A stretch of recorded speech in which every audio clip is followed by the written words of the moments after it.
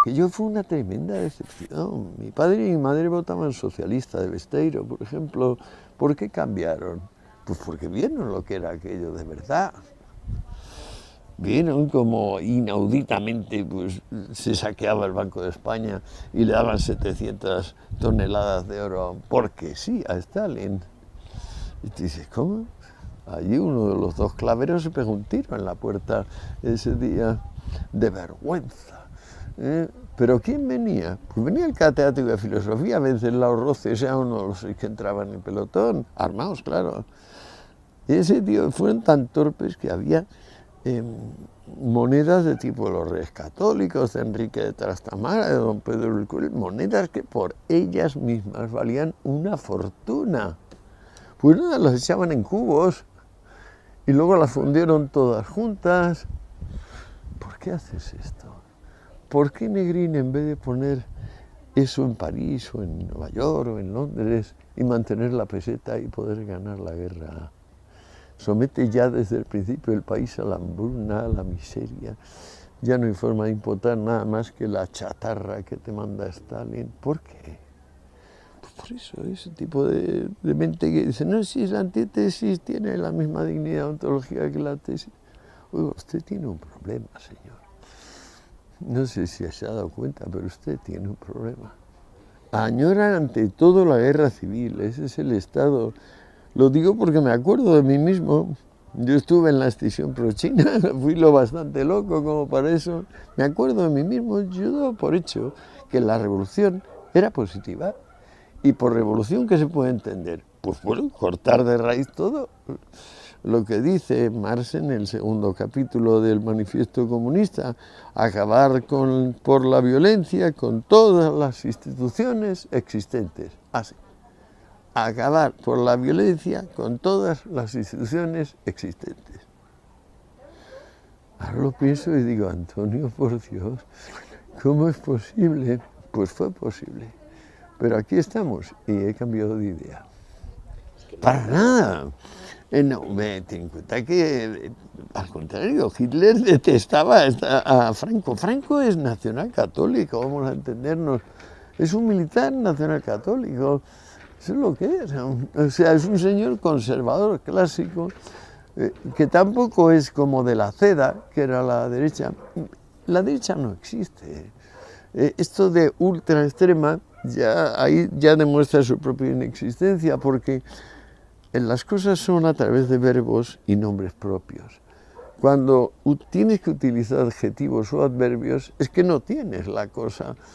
Y yo ya puse hace tiempo la prueba del 5 en esta casa, que es que cada vez que alguien diga derecha, por favor, que emplee un sinónimo. Y si no emplea un sinónimo, yo levanto la mano. Pues llevo como 6 meses levantando tantas veces la mano que las personas ya cogen y se van dando un portazo, porque no tienen sinónimo, simplemente no lo tienen.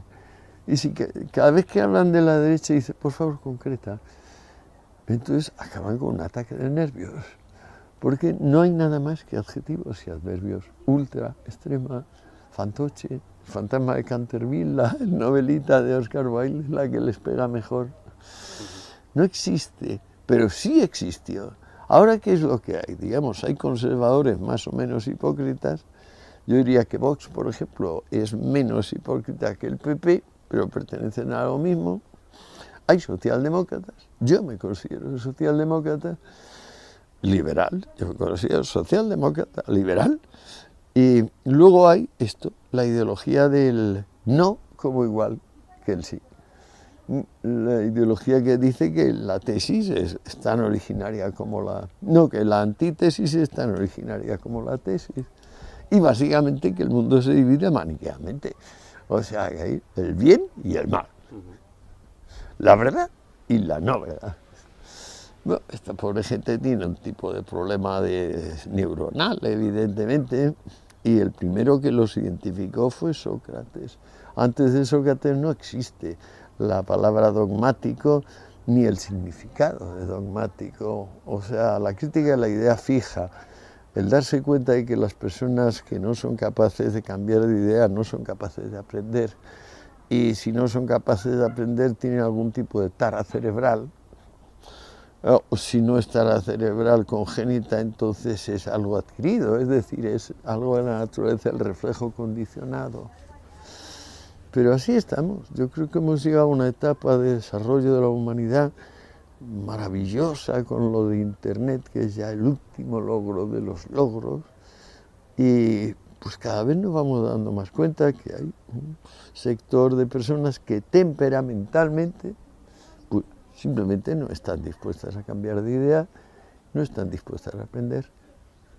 Exacto, sí, sí, eso lo empezó la censura eclesiástica, ya después del edicto de Teodosio de Tesalónica, cuando dijo, aquí está, no hay más religión que el cristianismo, vamos a acabar con todos los focos paganos, y efectivamente, fíjate, de Demócrito se habla de más de 100 libros, y han quedado como mucho 30 líneas, y las más anodinas, de Epicuro otro tanto, y habrán quedado 3 líneas, bueno. Han hecho eso con todos. Aristóteles de milagro que había dejado aquellos apuntes de clase, que como eran áridos pensaron que para qué quemarlos o destruirlos, pero toda la obra escrita, toda la obra publicada y revisada por Aristóteles, fuera, se la comieron los censores. Y así siguieron, claro. Y luego ya vinieron los nuevos censores, los bolcheviques, ¿sí? Y luego los nazis, en fin, esto no para. Dejarlo como está, hombre, dejarlo como está. Es una construcción grandiosa. Yo no digo que sea de las más notables, pero las figuras de Ábalos, bueno, hay cosas bastante más feas que en las estatuas esas de los apóstoles, que alguna de ellas tiene un dedo del pie, un dedo gordo del pie, el tamaño de una persona, así. Lo más impresionante es la cruz misma, que a mí me causa vértigo. Es cuando la vez que vi las Torres Gemelas, cuando todavía estaba...